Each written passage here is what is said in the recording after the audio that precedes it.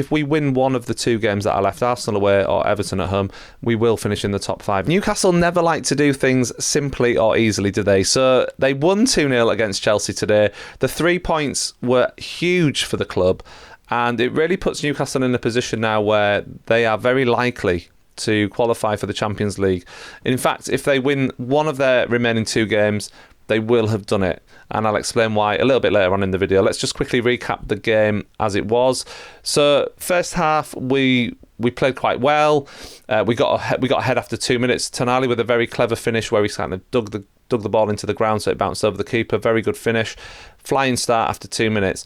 The game then kind of settled down into a bit of a rhythm. We did okay. Chelsea kind of looked all right, but I think we were in control. Then, of course, Jackson got a red card, quite rightly so. It was clear as day to me in the ground at the time, so it was no surprise that it got overturned on VAR. The referee only initially booking him. And that sending off changed the game, but not in the way we hoped for or that you would think. So actually what happened was we really then struggled against 10 men more than we had playing against 11. And I think part of the reason was maybe the way we'd set up. We had a very specific game plan in mind because we were playing 3 at the back. We had Byrne, Botman and Cher all playing centre-back. We had Livramento and we had Murphy kind of wing-backs. We had Gordon and Harvey Barnes playing alongside Bruno and Tonali and Isak up front. So it was kind of a different formation. And I think what had happened was when they got their centre-forward sent off, it kind of left us strangely struggling, like to kind of figure out what we should be doing. So it took a bit of adjusting. And really in the second half, Chelsea, to be fair to them, actually did play some really nice stuff. Reece James came off the bench for them. I actually think he did a great job for them. He was leading by example, and I think that's something that maybe our team sometimes lacks a little bit of. Obviously, Trippier wasn't playing today, so we didn't have that natural leader on the pitch, which actually I think that is something we need to kind of address going forward, because obviously Trippier is not going to not be a first team regular.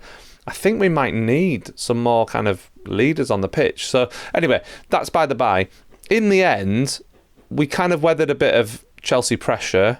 They created more than I would have liked them to have created for only having 10 men. They seem to be able to find space at will. What they cleverly did was they just carried on playing in however they would normally play, but just without their striker, if that makes sense. So they didn't really have a striker, but they just kept their defence and midfield the same as it would have been, even if Jackson had been on the pitch. And actually that caused us all kinds of problems because their midfield play was good. So that caused us issues. Obviously, thankfully, Pope made a couple of good saves, and Reece James had a header which he maybe could have done better with, but thankfully he didn't.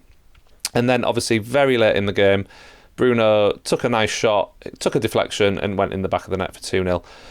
And that was relief at that point. So again, not a great performance overall in terms of the second half in particular, but we can't complain about that too much, because what do we always say about teams? Like, good teams win when they're not playing well. So we can't complain. Like, our form is unbelievable when you look at it. There's only Liverpool who've won more games than us this season.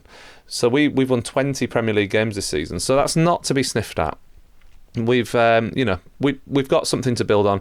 We know that the squad, I think the squad it's a long season, hard season. It's a small squad. We had nothing really on the bench. And again, coming to the end of the season, we're looking a bit leggy, we're looking a bit tired, but we still managed to win, so we can't complain. Let's look then at the scenario for qualifying in the top 5. So I did a little bit of maths earlier, and this is what I think is going to happen. I think if we win one of the 2 games that are left, Arsenal away or Everton at home, we will finish in the top 5, and here is why I think that is true. So let's assume in this scenario we lose to Arsenal next week, right? And then and everyone else wins next week. So this is what the table would look like. Man City would be 3rd on 68 points. We would be 4th on 66. Chelsea would be 5th on 66. Villa would be 6th, also on 66 points. And Forest would be 7th on 65 points. Very, very close. We could potentially be 5th, depending on goal difference with Chelsea, but our goal difference is way ahead of Villa. So even if we lost and they won, we would still be above Villa. So the worst we could be next weekend if we lose to Arsenal is 5th, going into the last game of the season. Now, let's assume we've managed to take care of business against Everton. we would then be on 69 points. So this is what it would mean. I think it would mean a win against Everton would be enough, and this is what would happen. So let's imagine on the final day, we've beaten Everton, everyone else wins except Forest, right? Forest played Chelsea, by the way, so this is why I think we've already done it if we just win one more game.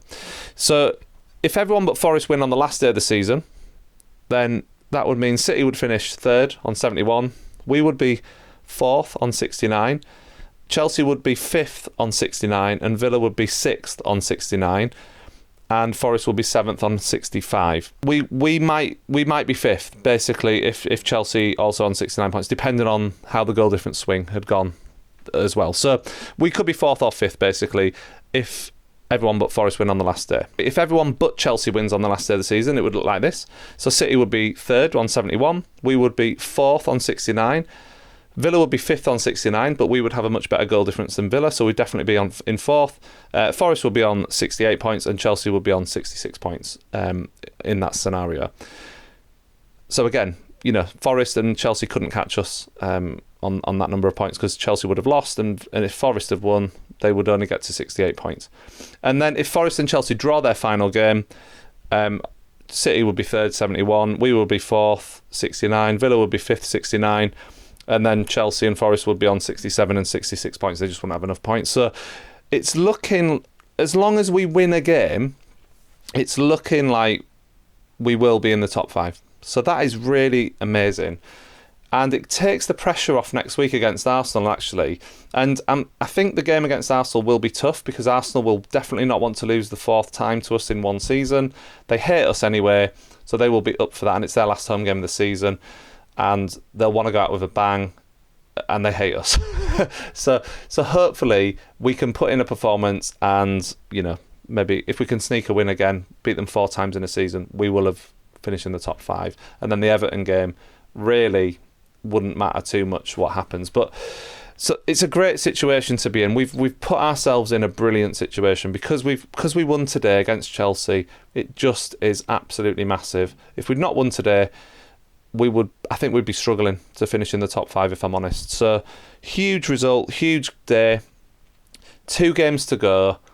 We just need 3 points. That's all we need. 3 more points.